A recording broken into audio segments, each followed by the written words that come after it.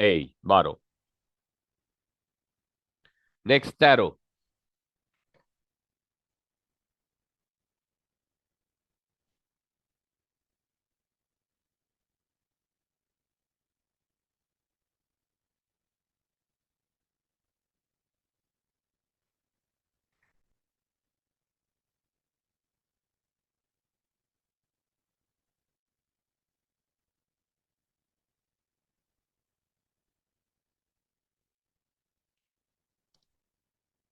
আচ্ছা, 13তে কি বলেছে?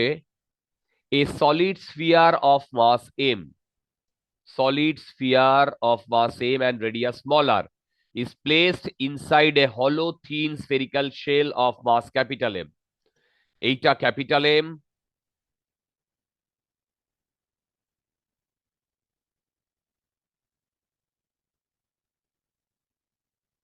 capital R.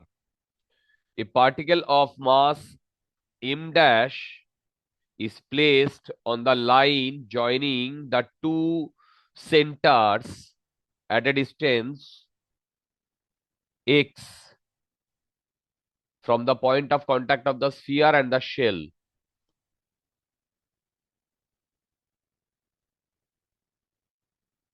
হুম, এটা তো বুঝতে পারলাম না। Find the magnitude of resultant gravitational force on this particle due to the sphere and shell if তিনটে কন্ডিশন দিয়ে দিয়েছে। আচ্ছা দেখো, দেখো এ বি সি তিনটেই আমাদের করতে হবে।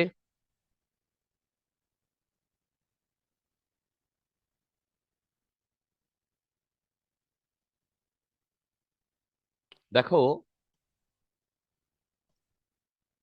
বেসিক্যালি ঘটনাটা ঘটেছে এইরকম।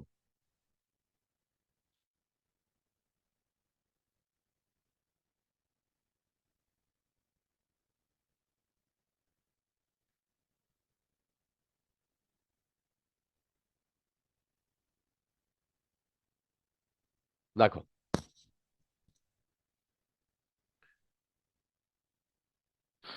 বেসিক্যালি ঘটনাটা ঘটেছে এইরকম যে এইখানে একটা স্ফিয়ার আছে,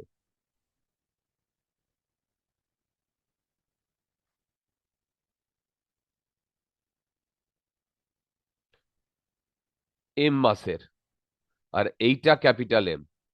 এবার প্রথমে বলেছে আর এর ভ্যালিউ। এবার দেখো বেসিক্যালি এইটুকু আর, এইটুকু টু আর,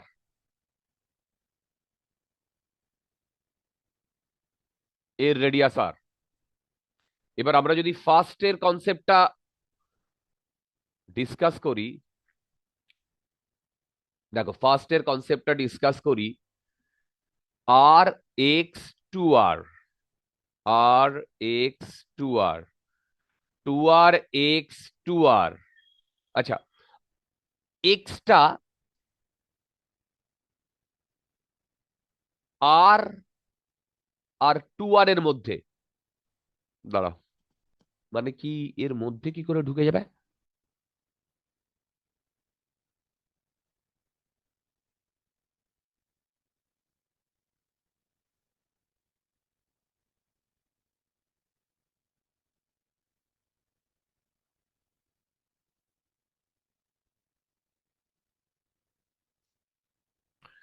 তাহলে দেখো আমাদের বেসিক্যালি আমি এইটাকে যদি বড় করে মানে জুম করে ড্র করি এইটাকে,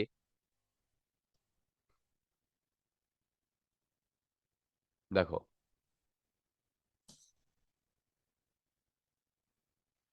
এইটাকে বড় করে আমি ড্র করছি।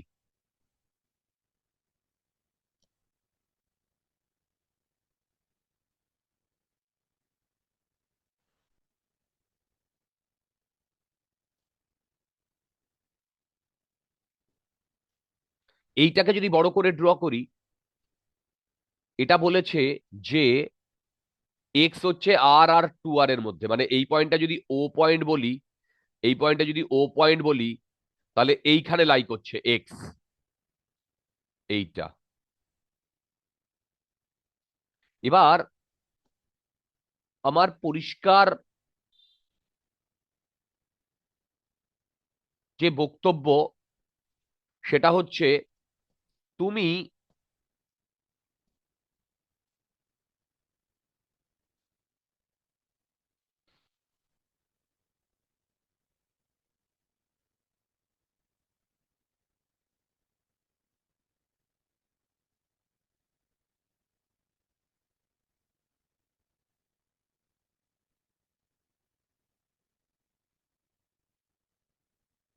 এই তোমরা তো বুঝতে পারছো নাকি?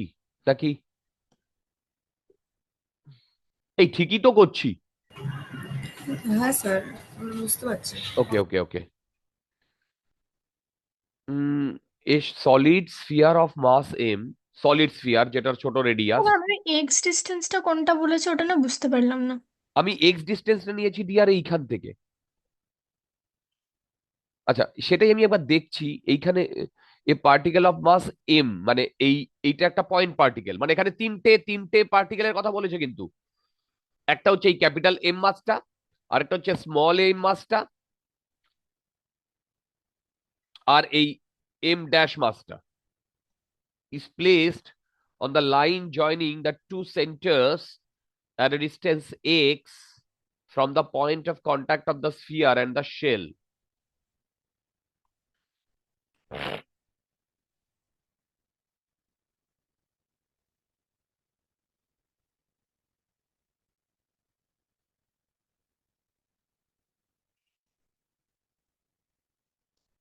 দাঁড়াও, a particle m dash is placed on the line joining the two centers. আচ্ছা, লাইন জয়নিং, এদের দুটো সেন্টারকে যদি আমি জয়েন করি, এই যে এই লাইনটা, joining the two centres at a distance x from the point of contact। আচ্ছা, এইটা পয়েন্ট অফ কন্ট্যাক্ট, এইখান থেকে এক্স। সৃজা, বুঝতে পেরেছো এবারে? হ্যাঁ স্যার, এবার বুঝতে পেরেছি। Find the magnitude of the resultant gravitational force on the particle due to the sphere and the shell if আমি ধরো এইটা এক্স ধরেছি, তাহলে বেসিক্যালি আমার এইখান থেকে এইটুকুর ডিস্টেন্স কত বলতে পারবে? আরে ভাই, এক্স মাইনাস আর না, তাই না? হ্যাঁ স্যার। এইবার কি বার করতে বলেছে? Find the magnitude of resultant gravitational field force.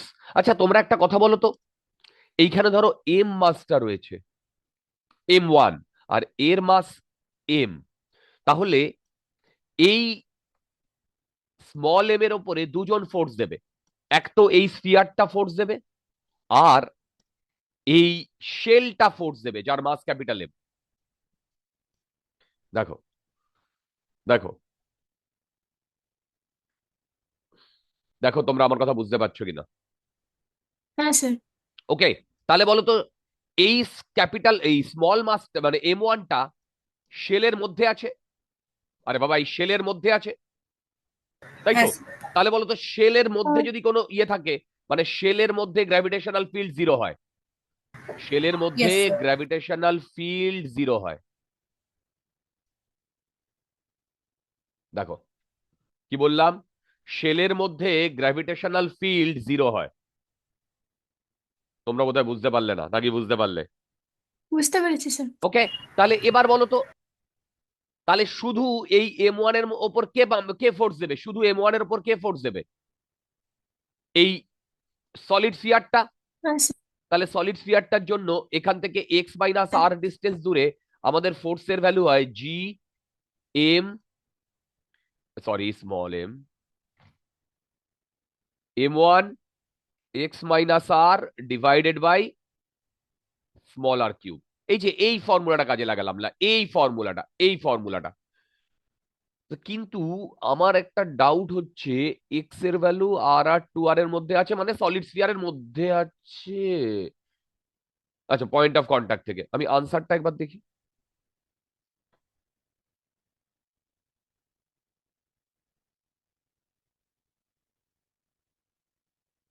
ঠিকই তো আছে।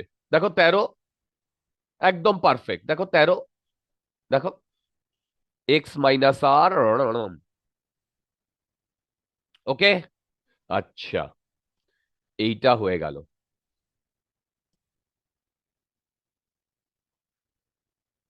এইবার বি পার্ট ইজি। এবার এবার আমরা বুঝে গেছি এক্স্যাক্টলি প্রবলেমটা কি করতে হবে, আর সব কনসেপ্ট আমাদের জানা। এইটা এ পার্ট। আচ্ছা, এ পার্টটা না তুমি ক্যালকুলাস দিয়েও করতে পারো। এই যে বাইরের শেলের জন্য কোনো ফোর্স কাজ করবে না, এই কনসেপ্ট কনসেপ্ট ধরেও করতে পারো। ওকে, আচ্ছা, এবার বি পার্ট।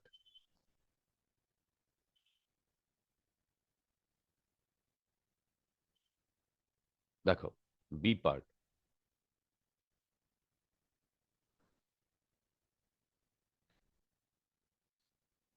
বি পার্ট বলেছে যে 2r x আর 2r এর মধ্যে, এটা তো বোধহয় সব থেকে সোজা। আরে, বি পার্ট বলতে এক্স এর ভ্যালু 2r মানে হচ্ছে এইটা, আর এইটা মানে এর মাঝখানে কোথাও রয়েছে। ধরো এইখানে M1, বি পার্ট। এবার দেখো বি পার্টে শেলের জন্য তো 0, এইটার জন্য কি হবে? এইটার জন্য আমি ধরতে পারি অ্যাজ ইফ এইখানে একটা পয়েন্ট মাস রয়েছে। আরে ভাই, অ্যাজ ইফ এইখানে একটা পয়েন্ট মাস রয়েছে যার মাস এম।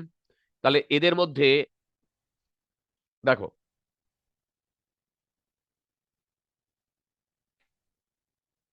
হুম, দেখো অ্যাজ ইফ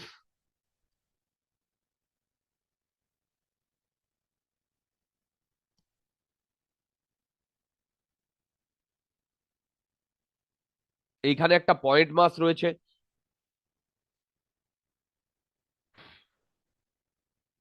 তাহলে বলো তো এদের মধ্যে ডিস্টেন্স কত এখন? x - r। তাহলে এদের দুজনের মধ্যে, আর এই পুরো মাসটাকে আমি এখানে কনসেন্ট্রেট ধরবো, তার মানে হবে G M M1 by x - r whole square. দেখো এটা বি, দেখো এটা বি, দেখো এটা বি। বুঝতে পারছো? হ্যাঁ স্যার। ওকে, ভেরি গুড। তো এবার আমার বলার বক্তব্য, বি পার্টটা হয়ে গেল। সি পার্টটা ইম্পর্টেন্ট। সি পার্টটা বেসিক্যালি এইরকম একটা জায়গায় আছে। এবার দেখো এইখানে M1টা রয়েছে সি পার্টে। এবার যেহেতু এইটা মানে দুটো স্ফিয়ারেরই বাইরে আছে, দুটো স্ফিয়ারেরই বাইরে আছে, তাহলে সি পার্টে আমাদের ভেবে দেখো, এই এখানে এম আছে আর এখানে এম ড্যাশ আছে। সলিড স্ফিয়ারটার জন্য কত হবে? G M M dash by এর ডিস্টেন্স যদি এক্স হয় এখান থেকে ওই পর্যন্ত, আর এটা হচ্ছে আর, তার মানে x - r whole square, plus এইটা হলো সলিড স্ফিয়ারের জন্য। দেখো এইটা হলো সলিড স্ফিয়ারের জন্য। দেখো তো বুঝতে পারছো কিনা? এইটা সলিড স্ফিয়ারের জন্য। আর আর এইটা হবে হলো স্ফিয়ারের জন্য। এইটা এইটা হবে হলো স্ফিয়ারের জন্য। কোনটা? দেখো কোনটা হলো স্ফিয়ার মানে এই শেলের জন্য। আচ্ছা, শেলের জন্য তো বাইরের পয়েন্টে গ্র্যাভিটেশনাল ফিল্ড হয় হয় ভেতরে গ্র্যাভিটেশনাল ফিল্ড জিরো হয়, কিন্তু বাইরের কোনো একটা পয়েন্টে, মানে বাইরের কোনো একটা পয়েন্টে কিরকম হয়, অ্যাজ ইফ এই টোটাল মাসটা এইখানে কনসেন্ট্রেটেড, অ্যাজ ইফ এই টোটাল মাসটা এর সেন্টারে কনসেন্ট্রেটেড, সেন্টার অফ মাসে। তাহলে ওইটার জন্য কত হবে? জি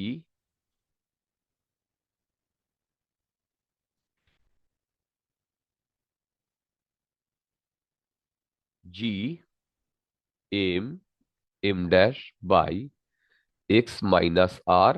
ওহো, X minus capital R capital R হ্যাঁ, প্লাস এক্স হবে না? X minus capital R whole square. দেখো আচ্ছা। দেখো এই হচ্ছে আমাদের গল্প। ওকে, আচ্ছা হ্যাঁ স্যার।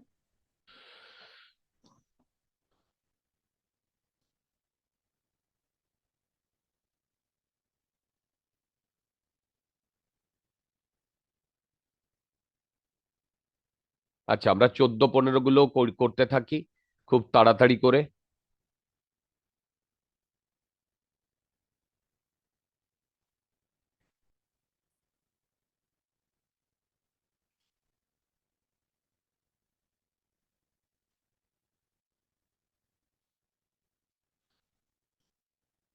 আচ্ছা, তোমরা এখানে বলো তো যে, দেখো তোমরা আমাকে এখানে বলো তো যে uniform metal sphere of radius a uniform metal sphere of radius a and mass m is surrounded by a thin uniform spherical shell of equal mass and radius। আচ্ছা, আমি কনসেন্ট্রেট করতে পারিনি, আর একবার পড়ছি। এই ইউনিফর্ম মেটাল স্ফিয়ার, আচ্ছা, of radius এ। আচ্ছা, এবছর না জেইতে, মানে জেইতে বলতে যেই মেন্সে যে শিফট গুলো হচ্ছে তোমরা জানো বোধহয়, কালকে থেকে শুরু হয়েছে। কালকের হ্যাঁ স্যার। কোনো একটা শিফটে গ্র্যাভিটেশন থেকে একটা প্রবলেম এসছে। সেটা হচ্ছে গ্র্যাভিটেশনের ওই তোমার আহ মানে একটা বড় স্ফিয়ার আছে, তার থেকে মাঝখান থেকে একটা ছোট স্ফিয়ারকে খাবলা দিয়ে তুলে নেওয়া হয়েছে, মানে ক্যাভিটি টাইপের। বুঝতে পেরেছো? তার জন্য মানে বার করতে বলেছে জিনিসপত্র। আচ্ছা দেখো, এ uniform metal sphere of radius a and mass capital M is surrounded by a thin uniform spherical shell of equal mass and radius 4a।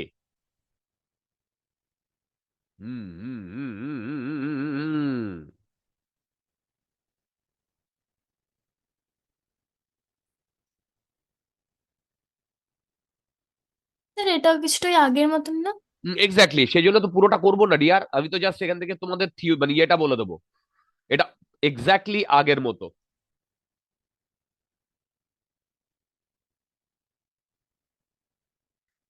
দাঁড়াও, আমি এখনো একটু ইয়ে করতে পারিনি।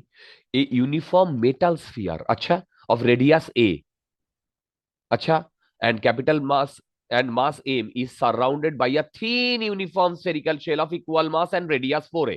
ওকে ওকে, ট্যাঙ্কটা ও দিয়ে দিয়েছে। মানে এরো মাস এম আর arrow mass M surrounded by a thin uniform spherical shell of equal mass and radius 4a। আচ্ছা, the center of the shell falls on the surface। the center of the shell falls on the surface of the, ও এর যে centre সেটা inner স্ফিয়ারের সারফেসে। Find the gravitational field at a point P1 and P2। এইটা আমি করব না, দেখো এটা আমি করব না। আচ্ছা, P1টা এই এম মানে এই সলিডের বাইরে কতটা ডিস্টেন্স বলো তো এদের সেন্টারের মধ্যে? কতটা ডিস্টেন্স বলো তো এদের সেন্টারের মধ্যে? Hello, sir 3A। দেখো এইখান থেকে স্যার এইটুকুরে, এ আর P1 এর ডিস্টেন্সটা 3A, মানে সেন্টার। মানে এইখান থেকে, মানে এটা যদি ও বলি, ও পয়েন্ট থেকে P1 এর ডিস্টেন্স কত? 3A? না না না না। বুঝে বুঝে 4A, তাকে ঠিক বললাম? আরে বাবা, এইখান থেকে এইটুকু কত? এইটা যদি এ হয় তার মানে এইখান থেকে এইটুকু 3A, আর এইটা আবার এ, তার মানে 4A। তার মানে পি পয়েন্টে জি, দাঁড়াও ইউনিফর্ম কি বলেছে, ফাইন্ড দ্য গ্র্যাভিটেশনাল ফিল্ড। আচ্ছা, G M by 4A whole square. দেখো তো ঠিক লিখেছি কিনা? দেখো এইখান থেকে এইটুকু হচ্ছে 3A, আর এইখান থেকে এইটুকু হচ্ছে এ। তার মানে টোটালটা কত আসছে বলো? টোটালটা কত আসছে? 4A। হ্যাঁ 4A, বুঝতে ঠিক, পেরেছি। গুড। এইবার এইটা হলো আমার এই পয়েন্টে ফিল্ড। দেখো এই পয়েন্টে ফিল্ড, ঠিক? আচ্ছা,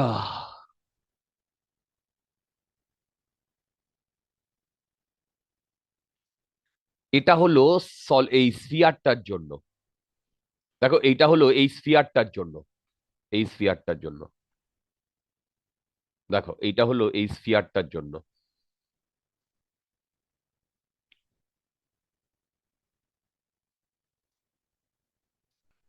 Find the gravitational field at a points P1 and P2 shown in the figure.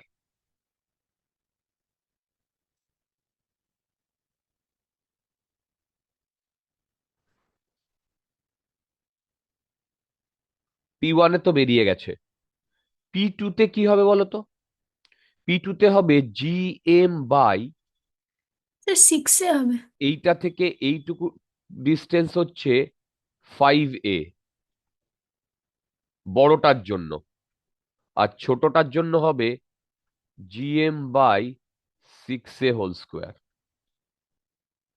তোমরা বোধহয় আমার কথা বুঝতে পারোনি। স্যার আরেকবার বলবেন? দেখো এই পি পয়েন্টটা, দেখো এই পি পয়েন্টটা,